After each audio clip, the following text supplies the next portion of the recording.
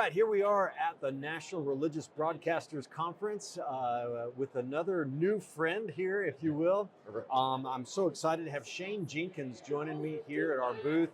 And Shane is actually a protester, a guy who was present on January 6th at the United States Capitol, was convicted, of several felonies and misdemeanors and thrown in jail. And Shane, how long were you imprisoned because of J6? I did 1,418 days or 46 and a half months in jail. 46 and a half months, so almost 4 full years. Almost a whole Biden term, yes, sir. That means you were one of the most, one of the people in prison for the longest time. Absolutely, yes, sir. That's a long time, brother.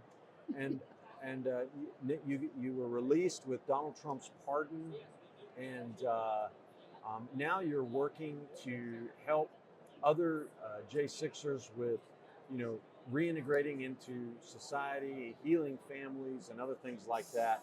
And I want to talk about sort of all these things. We probably don't have enough time to get into all of it, but let's just begin about with January 6th itself. Absolutely. Kind of reset people's minds. 2020 election, Joe Biden declared the winner. Lots of questions about the legitimacy of the vote, about whether there was fraud in the election. There were lawsuits all over the place and lots of challenges being made. You said on Twitter, it was J6 was not just a protest, it was a cry for justice in our electoral system. So Shane, why were you there at the Capitol on January 6th? I that was the first election I had ever voted in. I have a criminal background.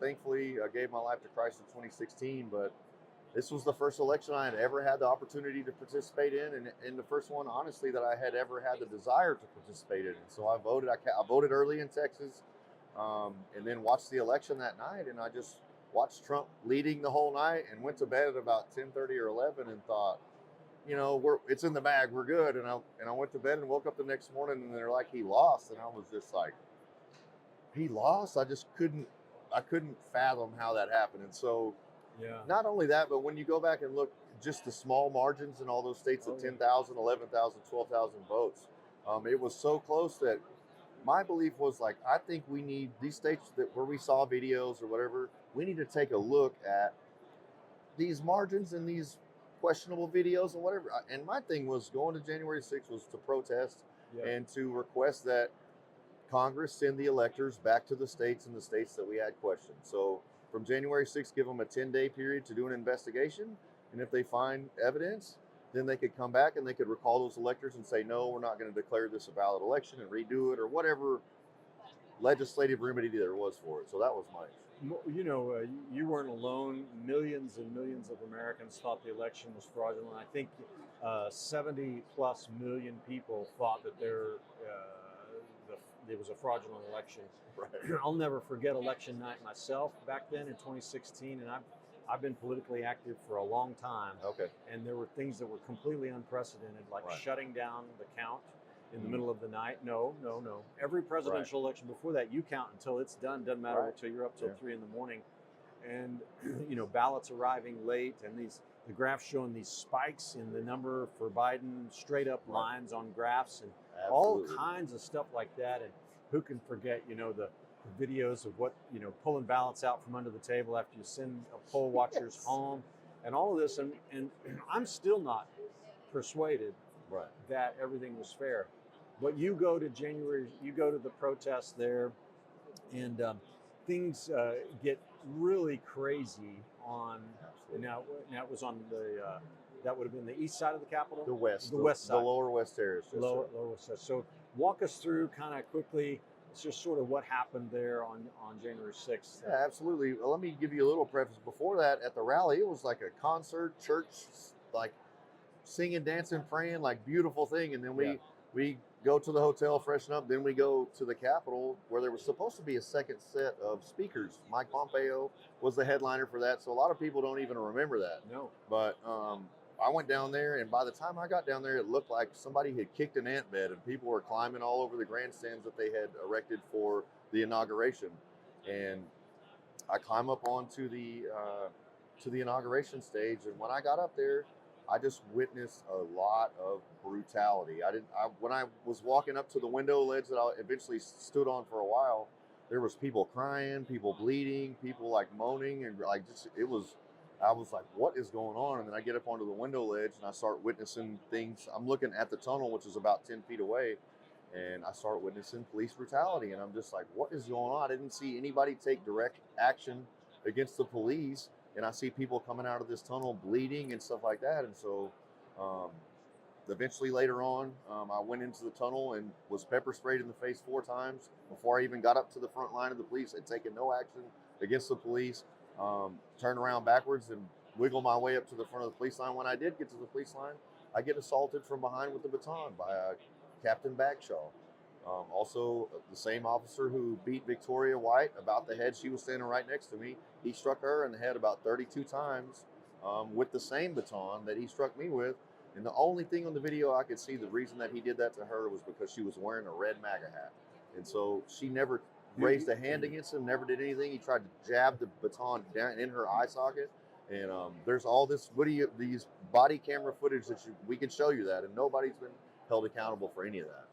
You're saying a DC police officer hit a woman over the head 32 times with a baton? Absolutely, absolutely. And what was his name? His name is Captain Bagshaw. And to your knowledge, she's not been disciplined at all? Absolutely not, no. Wow. And what happened to this lady that he hit over the head? They drug her back in through the tunnel, and they said, either we can take you to jail, or if you want medical help, we're going to take you to jail, or we can just let you go and act like this never happened. And so the video is out there, and you can look it up. Look up Victoria White on Twitter, and it'll pull up the video footage of it. Okay, so by the time you got over there, stuff was already happening. Had the crowd?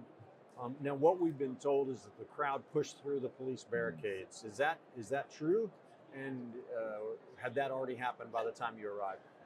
And now I didn't see this personally. So the only vantage point I had was from the 16,000 hours of video footage that they provided us in the DC jail, which we watched on tablets religiously as a team. The men in the DC Gulag with me did research on and watched all these videos. And what we saw was a milling crowd that the police officers were launching flashbangs over their head into the back of the crowd, which when the flashbangs land in the back, those people move forward. And what does that cause the people in the front do? It pushes the people forward front against the police lines.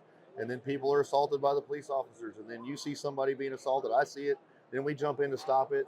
And then now we're being charged with assault for attacking police officers. And like I say, the guys in the DC jail that I was in there with were law enforcement, prison guards, Marines, Rangers, Green Berets. And these are guys that are trained for these types of situations. And they're in there for all of those guys that I know of for reacting to a situation that occurred in front of them, and then they responded in kind.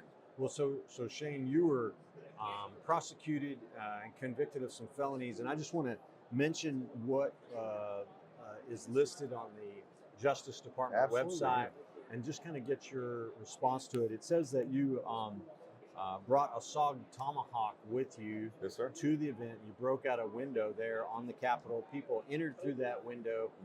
There's a conference room, I guess, and they broke the furniture and turned them into some clubs and weapons and stuff like that. And then they say that you helped other people push a large flag into the tunnel and yelling at them to push. And people were using pepper spray against the officers. And then it also says that you grabbed a riot shield to use to press your way into the tunnel, and a number of other things, including says you threw a desk drawer and a flagpole and a walking stick and a wooden pole with a spear-like point. And so things were out of control, but I want to give you an opportunity to just say, why did you do all that stuff? What was this like? Because I'm assuming you didn't go with the intention of assaulting anybody. No, absolutely. So how did this happen? Like I say, after I made it up my way up to the window ledge, and I try to paint the picture of what I witnessed just going over that little ledge and up to the window, people crying, bleeding, and all these things. And then I'm standing up there and I'm watching this tunnel back and forth, heave, ho, pushing against the police officers.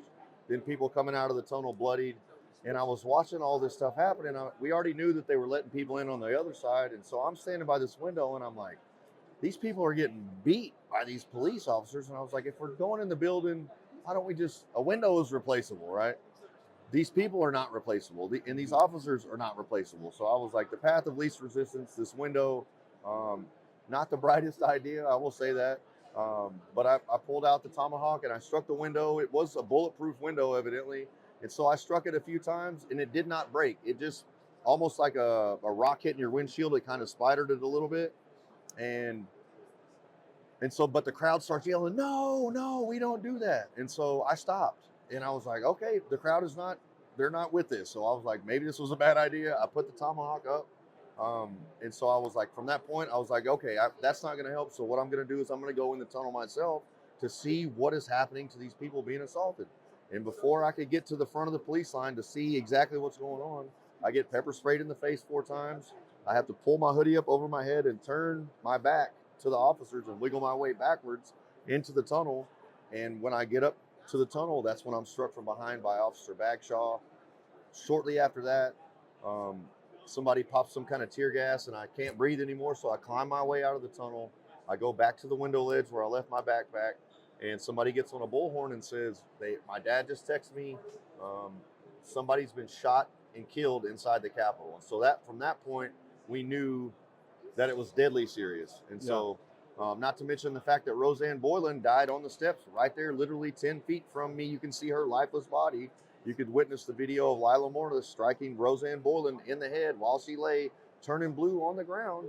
She's striking her with the walking stick about that big around, strikes her 3 times. The 3rd time the stick breaks. This officer, Lila Morris, has never been held accountable. She was given the Congressional Medal of Honor. She was set at the 50-yard line of the Super Bowl a few weeks later like she was a hero. Never been held accountable for what she did to either that unconscious and dying woman or the dying woman that she murdered, whatever the case may be. That woman is no longer alive and died right there where I was at 10 feet from me on the steps. And so we've seen people brutalized. I've been brutalized, heard about somebody being shot inside the Capitol. A woman dies feet from me. And by that time I lost my cool and I started picking up. It wasn't like I had these items. I started picking things up off the ground. And I threw them at the fully armored riot gear police. And my thinking is, yes, it's a poor representation of Christ, but at the same time, if somebody was doing that to one of you, I would hope that somebody would step up and do something. And so I will say that I did strike the window. It did not break. Eventually, that did lead to other people striking the window, breaking it all the way out. Okay. They did take those items out of that window, and they did assault people with some of those items. I will say that. And so I am accountable for my actions. You know, and I told the judge that. I went to trial. It was a week-long trial. Took the jury 3 days to find me guilty. But I said, I'm accountable for my actions. And whether guilty, not guilty, whatever it is, I'm accountable for that. And I will answer to Jesus Christ for that one day. I do know that he did die for that as well, though. Well, of course he did. Yeah. I just think it's good for people to kind of get a perspective for what it's like there. What would you have done differently? Probably, I would have been more... I would have tried to intercede myself between people and the officers would probably been, and I probably would have, because there's people that did that and were assaulted, but that would have been my first move as opposed to trying to find a way into the building. And you have to think that in my frame of mind, the election's stolen, and I think as a concerned citizen, what do you do when you feel like your government is being literally stolen away from you? And so I would lead more with Christ. You know, I think potentially I got emotional about it, and just like my faith, when I'm invested in something, I'm all in. Yeah. And sometimes that can be a bad thing, you know. Well, and why did you bring a tomahawk if you didn't intend to, do some damage? Right. We were told. I joined some group chats that said, hey, we Zoom calls before because I was going alone to the Capitol, and I wanted to know where people were meeting and where they were going to go to the rally at and stuff like that. And so they said, look, they've had rallies since the November 3rd election, and people have been jumped, people have been robbed, people have been stabbed. And so, and DC on top of that is a very dangerous city. And so they were like, protect yourself. Don't come just with nothing. Like, guns are not permissible because DC is a gun-free zone, but knives, pepper spray. And I was like, well, I had these 2 tomahawks that I used for throwing at the tree in the backyard, and so I was like, I'm just going to take those in case something. I had them in my backpack in case something happens. I'll be able to protect myself or protect the person next to me. So, you know, and that was. So yeah, one of the questions that I think many people had, even from the very moment, I remember sitting in my house at home watching this thing unfold, and we all were wondering, is Antifa there? Is this a setup thing? We know now that the government lied to us for several years about whether federal agents were in the crowd. We know now that there were federal agents in the crowd. What I want to know from your perspective, first off, you say on X, you posted, we can't ignore the fact that there were bad actors, infiltrators from groups like Antifa and BLM stirring the pot for violence. What evidence do you have for that? What did you see in that regard from both federal agents and Antifa or BLM or anything like that? I don't have specific federal evidence on the federal agents other than they came out and said they were there. I know that there were cooperative informants in the crowd because there's people that were later entangled in some entrapment stuff that went to prison for other things outside January 6th that they met at the Capitol, these people, on January 6th. The Antifa BLM, there's a guy named Landon Copeland who I met in the DC jail who is a self-avowed Antifa. He wrote a letter, I released it on my X page. It said he told me face to face, I was at January 6th with 18 of my fellow Antifa cohorts. When you go back and find him and look at the videos, they're throwing water bottles at the police officers. They're cussing the police officers. And we're like looking at this and like, that's not your typical Republican, like your MAGA, Trump supporter. Like we back the blue. And I have a criminal record and background prior to accepting Christ, and I support police officers. So our intentions weren't to go and attack the police officers. Yeah. We witnessed some brutality and things got out of hand. I expect police to be leaders in those high stress situations to diffuse things, not escalate things and hurt people, because they're just there to serve the public, and protect the public. And that wasn't what I witnessed that day. So. Do you think that Antifa or BLM activists got the crowd riled up and were instigators of the climbing on the Capitol and everything else? At some point, the crowd is, as you've explained, the police are pushing, I think you said police brutality and other things like that. So then the situation's kind of got a momentum of its own. But did BLM and Antifa people get things started? Absolutely. In my opinion, absolutely. If you look at the person who filmed the Ashley Babbitt shooting, Jaden X, he is a known BLM member. He is a activist BLM member. You can look him up online, Jaden X.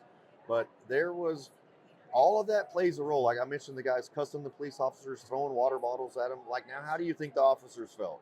Yeah. Now they're angry. Yes. And so they don't see Antifa, they see Trump supporters because they're dressed like Trump supporters. Yeah. So now, in that anger, they react and assault the crowd. Or I'm not saying that happened in all situations, but it played into the psyche. Just like they're getting assaulted, now they're like lashing out at the crowd. Now the people are being assaulted. How do you think the people they felt or the people near them felt? Yeah. Same thing as I witnessed. I got involved in it because I witnessed stuff and felt it, and so it escalated. Mm-hmm. So you mentioned also on your website that there were 4 people murdered or killed, and we're not talking police officers. No, not at all. Seems like all we hear about are the police officers that were injured or died. Originally, the media was telling us that all of those officers, they made it sound like they were killed at the scene by J6ers. Right. And we know now, well, no, some of them died of a heart attack later, some other things. How many police officers were actually killed on site or injured on site? Well, 0 were killed. That's a fact. Okay. And I don't know how many were assaulted. I'm sure it was probably in the 100, 200 range, I believe, if I'm correct. But 4 protesters did in fact die that day. Ashley Babbitt, Roseanne Boylan, Kevin Greason, and Benjamin Phillips all died at a protest that got out of control on the Capitol grounds that day on January 6th. And you actually saw one of the women being beaten in the head on the ground, lifeless body, by a police officer. Yes, all right. Roseanne Boylan, Lower West Terrace Tunnel. Please look her up online. All right, so Shane, for the sake of time, let's talk about your experience in prison. Right. And because we can talk all day long about fraudulent election and all this stuff, Yeah. but I think everybody would agree once someone is in prison, there are certain minimum standards about how they should be treated and what we want our prison system like. Can you talk about what your experience was like in, as you're calling it, the DC Gulag? Now, was this a federal prison or DC jail, or what was it? It's kind of in the middle in there. Most of the people that are convicted of crimes do go to federal prison. It's on federal land, but it's not. It's technically a city jail facility. They do hold federal inmates with charged with federal crimes, so there's a fine line in there. Yeah, because it's Washington D.C. Right, but what I witnessed at the jail was we were denied just basic human rights. We were denied haircuts for a year. We were denied visitation for 2 years. So we were denied access to our families face to face for 2 years, while other inmates in the jail are visiting their families. We are denied religious services. We're not allowed to speak to the chaplain, go down, receive communion, do any of that type of stuff, while the Muslim inmates in the jail are allowed to. And so that's the basic things. I witnessed people being assaulted by staff, beat by staff, people drug out of there and thrown into solitary confinement for a long time. We experienced extended periods of solitary confinement where we would only come out for 1 hour a day for months at a time. Then about 6 months later, it became 2 hours a day, and then it gradually loosened up from there. But they had labeled us domestic terrorists and white supremacists and thrown us in this jail that is ran by 99.9% African American guards.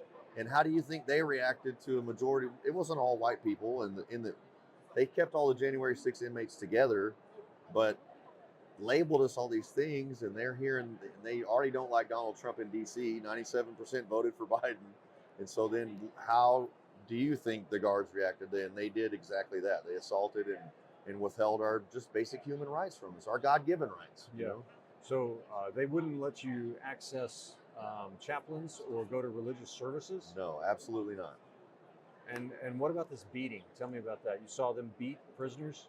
Okay, there was multiple people that were assaulted. I witnessed several assaults, punching by the guards. Like, now, those, obviously not that bad, but there were people, Ryan Samsel for one, who was beaten, like his eye socket was broken, and like the guards took him down to a cell off camera, went in the cell, and jumped on him. My friend Scott Fairland, the guards, because we were singing the anthem one night, were like telling us to shut up, went up to his door. The officer opened the door, and him and 2 other officers went in his cell and tried to provoke him into fighting the officers. And what they were going to do was wait for him to assault somebody, then they were all going to jump on him. And so there was multiple situations where we were put in harm's way, and I don't want to say tyrannical, but it was a very dire situation in there. It was not pleasant, Yeah. And did any of the J6ers die in jail?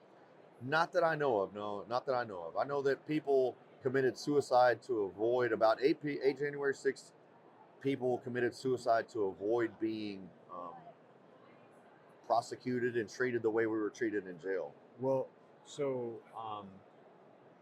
was anybody who was denied medical treatment or medical care or anything like that? Absolutely. Barton Shively has a non-Hodgkin's lymphoma, and he was denied cancer treatment for a very long time. There was people, medical care was absolutely horrific in there. People were there was black mold in the cells. There's multiple times they had to come in and paint the cells because there was black mold, and they moved us out of those cells and into other ones. And it was just something that like I told you, I have a background, and I had done time in Texas prisons, and I had never seen anything like the treatment that we received. And it was political in nature. It was because of who we were and what we had been involved in that we were treated that way. It wasn't, and granted though, all inmates in the DC jail are treated horribly. The food is awful, and their standard of care is very low there. If you look it up, it's one of the worst jails in the nation. But we were treated especially poorly because of who we were. And were the guards saying things that led you to believe that? Oh, absolutely. Yeah. There was they called it the insurrectionist pod, and there was a time that the guards hated us, and then we had built relationships with them. And over time, there were some of them that really started to care about us and started trying to help us and stuff like that. But there was other guards that absolutely would spit on the floor if we were mentioned. So it was a whole experience. Man, so what was it like when you got news that Donald Trump had issued the pardon? Man, it was. I was in a cell, and the guard came to my door, and he said, it was 6:30 that evening. I listened to the inauguration on the radio, and he said, Jenkins, he goes, where were you on January the 6th? And I said, man, you know I was at the Capitol. And he goes, well, get your stuff. You're leaving. And I was like, it was 6:30, and I was like, there's no way that this was already taking place. I expected it to happen. And I was like, please, it hurt me. I was like, please don't play with me like that. And he was like, Jenkins, get your stuff. You're getting out of here. And my cellmate jumped down off the bunk, and he goes, man, get your stuff before they change their mind and get out of here. And I was like, it's really happening. So I grabbed my belongings that I was taking with me, and they finally released. They took me out, and then took a little bit, but I finally got out at 1 a.m. that morning, and man, it was such a blessing. And I thank Donald Trump for having the courage to think outside the box and say that whatever you guys did wrong on that day, that's gonna be done. 1,418 days, Mr. Jenkins, is enough. You are free to go. And so I thank him for that. I thank God for working through President Trump as well. Well, and Shane, so what are you doing now? You're wanting to take your experience and use it to help others. So talk about that a little, would you? Absolutely. So I believe God birthed in me the vision for Stand in the Gap in prison when I witnessed all the things that were going on in there. And we're doing a two-prong attack. We're helping the January 6th families get back on track. We're doing a thing called Mission Memory Maker, where we're fully funding a 3 to 5 day vacation with the January 6ers and their family members, kids or whatever, to take them to rebond those relationships. We're doing credit repair. We're working on getting health care for those guys. And the other prong, we got to go here in just a second, but the other thing we're doing is working on justice reform. And we want to reach back and try to help those people in prison who are enduring the type of conditions that we endured. And we want to invest in those people and get some things changed around to where they can be the best neighbor, the best employee, or the best father or son that they could be when they get out. So, well, I wish we had more time to talk about this stuff, but real quick, where do people find out more? What are your websites? Right. If you go to standinthegap.foundation, that's standinthegap.foundation. You can go look up what we're doing there. You can donate if you do choose to. I appreciate it. I know it'll help us fund the fight to do prison reform. Also, if you want to get t-shirts and stickers and stuff like that, go to therealj6.com. Realj6.com and standinthegapfoundation. That's it, standinthegap.foundation. Standinthegap.foundation. All right, Shane, thank you for your love for America, your love for the Lord. Thank you for coming on Truth and Liberty here. It's been great meeting you and hearing your story. Thank you. God bless you.